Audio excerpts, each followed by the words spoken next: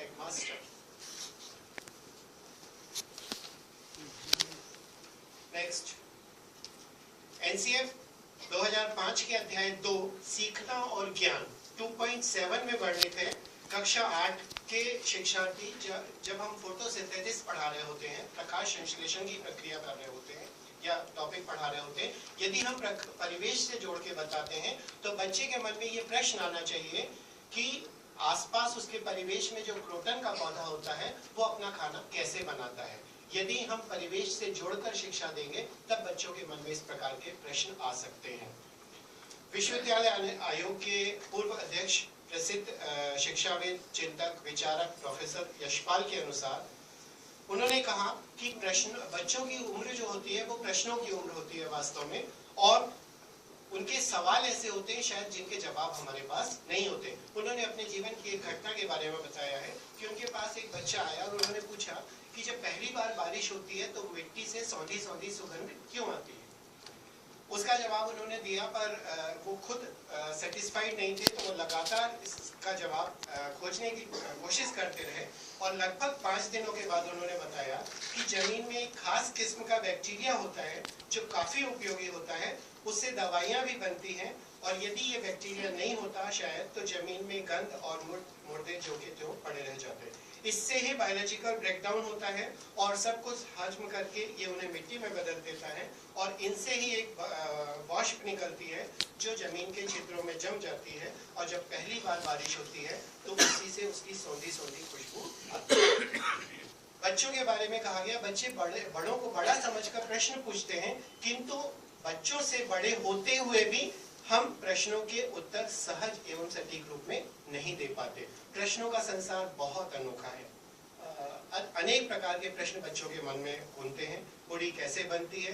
पूड़ी बनाने के लिए तेल की ही क्यों जरूरत पड़ती है? उबलते पानी में क्यों नहीं बन सकती? गर्म तेल पर पानी छिड़कने से चटचटाहट की आवाज होती है, किंतु उबलते हुए पानी में तेल की बूंद डालने पे किसी प्रकार की कोई आवाज नहीं होती है। छाया क्यों बनती है? दो चीजें टकराती हैं तो आवाज क्यों होती है? चीजें तैरती क्यों हैं? डूबती क्यों हैं? काली चीजें गर्मी ज्यादा क्यों सोखती हैं? चीजें नीचे क्यों गिरती हैं? चिड़िया क्यों उड़ती हैं?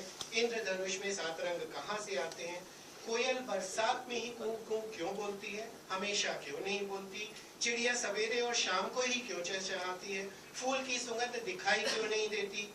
रात को पेड़ को छूने से मना क्यों किया जाता है?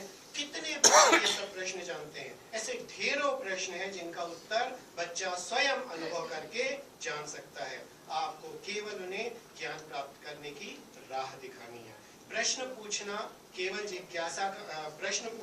जिज्ञासा का निराकरण नहीं है, बल्कि प्रश्न पूछना सत्य की खोज करना है। ये बच्चों का स्वाभाविक गुण होता है, क्योंकि वे जिज्ञासु हैं, बुद्धिजीवी हैं। प्रश्न पूछना और उसका सही उत्तर जानना उनका अधिकार है। इसमें कहा गया है, answers are traffic signals of highway of learning. सीखने के मार्ग के ये ट्रैफिक सिग्नल्स हैं। बच्चों को जिज्ञासा बनाए रखने के लिए जरूरी है कि कक्षा में उन्हें पूछने के लिए प्रेरित किया जाए और उनके प्रश्नों का सम्मान किया जाए। बालक प्रश्न करके जानकारी प्राप्त करते हैं और इस प्रकार के संवाद से एक सार्थक प्रक्रिया बनती है, और यह प्रक्रिया उनको के सामाजिकरण का एक हिस्सा होती है। इसी माहौल में वे चिंतनशील, सृजनशील बनते हैं। प्रत्येक बालक की अपनी विशिष्ट अधिगम क्षमता होती है। शिक्षण तो जानकारी थोपता है, जबकि अधिगम जानकारी और ज्ञान का निर्माण करता है। शिक्षण से ज्यादा जरूरी है सीखने की अर्थपूर्ण परिस्थितियां उत्पन्न करना, जिससे बालक तनाव रहित होकर संसार को खोज सके। अध्यापक जो है एक अधिगमकर्ता और सहयोगी के रूप में कार्य करे। आखिरी शिक्षा का उद्देश्य क्या है? ब्रह्म सूत्र का पहला सूत्र है अथाहो ब्रह्म जिज्ञासा। इसका मतलब है जिज्ञासा ही शुरुआत है, उसके बिना ज्ञान नहीं। हजारों बच्चों के मन में अनगिनत सवाल उठे और उन्हें वो पूछने का साहस कर सके, इससे बड़ी उपलब्धि क्या हो सकती है। उपनिषद काल के एक महत्वपूर्ण ऋषि थे, उनका नाम था उद्दालक आरुणि, जिनके बारे में कहा गया है कि शायद वो विश्व के प्रथम वैज्ञानिक चिंतक थे। उनके विचार छांदोग्य उपनिषद में दर्ज है। यह ग्रंथ लगभग 2600 साल पुराना है।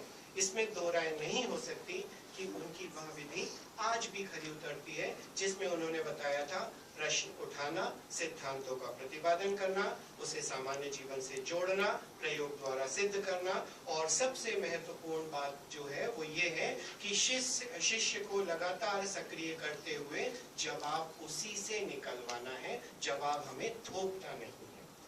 प्रश्न पूछना यदि एक कला है तो उत्तर देना कला कौशल। प्रश्न पूछना आदिकाल से ज्ञान का निकटतम नेक्स्ट प्रश्न पूछना ज्ञान आदिकाल से ज्ञान का निकटतम मित्र रहा है। यदि हम कुरुक्षेत्र की बात करें तो अर्जुन का मानस द्वंद्व जग जाहिर है। उन्होंने युद्ध भूमि तक में ऐसे ऐसे प्रश्न भगवान श्री कृष्ण से पूछे थे जिन्होंने उन्हें विचलित करके रखा था। भगवान श्री कृष्ण ने उनके ऐसे उत्तर दिए जो युग युगांतर तक जीवन प्रदर्शक थे। बच्चा नवीनता के प्रति सहज आकर्षित होता है, बस उसे उत्सुकता का भाव से सीखने के लिए तत्पर बनाता है, और उसे प्रयोगशाला चाहिए, और प्रकृति सारी की सारी प्रकृति एक प्रयोगशाला है उसे, बस उसे थोड़ी सी छूट दीजिए और फिर देखिए सीखने का आनंद। दरअसल विषय कोई भी हो, सवाल केवल एक है कि हम बच्चों की दक्षता और समझ को बढ़ाना चाहते हैं या केवल मात्र उनको डिग्रियों के आभूषण पहनाना चाहते हैं। बच्चे खुद क्रियाकलाप करें, जानकारी पैदा करें, यानी वे केवल उतनी बातें जाने जितना वो समझ सके और उपयोग में ला सके। एक बहुत प्रसिद्ध चीनी कहावत है, मैंने कुछ सुना भूल गया, मैंने कुछ देखा वो याद रहा, और मैं जो स्वयं किया वो मैंने सीख लिया। सीखने में क्या होता है, स्वयं करके सीखने में जो भाव होता है वो सुखद भाव होता है, वो तुष्टि का भाव होता है, वो संतोष का भाव होता है, और वो होता है विजय का भाव जो बच्चों को आगे बढ़ाता है। फारस के प्रसिद्ध कवि शेख सादी ने कहा, आलिम बेअमल नादान वह विद्वान जो अपनी जानकारी व समझ को अमल में नहीं ला सकता वह मूर्ख है। विद्यालय व्यवस्था प्रायः आज बच्चों को प्रश्न नहीं करने देती, उनकी खोजी प्रवृत्ति को तहस नष्ट करती हैं। केवल आधा मिनट और उनकी नैसर्गिक अधिगम क्षमता को निष्क्रिय करने में कोई कसर नहीं छोड़ती, उन्हें स्वतंत्र रूप से सोचने नहीं देती, उनके चिंतन कौशल को विकसित नहीं करती, उनकी आजादी और खुशी को छीन लेती है। सारांश ये है, हमें उन्हें चिंतनशील, सृजनशील प्राणी नहीं मानकर तोता मान लिया गया है जो रट लें और उगल दें। उन्हें इस काबिल नहीं माना जाता कि वो अपने प्रीवियस नॉलेज के आधार पे स्वयं कॉन्सेप्ट का फॉर्मेशन कर सके। उन्हें क्या बताया जाता है, उन्हें ये बताया जाता है कि शिक्षक ही एकमात्र खजाना है, उसके ज्ञान को चुनौती नहीं दी जा सकती। हम बच्चों को इंसान नहीं रोबोट बनाने पे मजबूर हैं। आधुनिक विद्यालयी शिक्षा व्यवस्था के इस आतंकवाद के विरुद्ध, इसको मैंने आतंकवाद से संबोधित किया है, इस आतंकवाद के विरुद्ध एक नवीन विचारधारा उभर रही है जो ये मानती है कि बालकों के लिए सीखना एक नैसर्गिक क्षमता का हिस्सा है। बालक अपने आसपास के पर्यावरण, संदर्भों और रिश्तों से संसार को सीखते हैं। बालक मूल रूप में एक शोध करता है, वह अपने परिवेश का अवलोकन करता है, तथ्यों का संकलन करता है, उसका विश्लेषण करता है, त्रुटियों को उससे सीखता है, और आनंददायी माहौल में ज्ञान, कौशल और अभिवृद्धि का आधार होता है। शिक्षा की इस विचारधारा जिस पे हम विश्वास करते हैं उसका नाम है रचनावाद। बहुत बहुत धन्यवाद।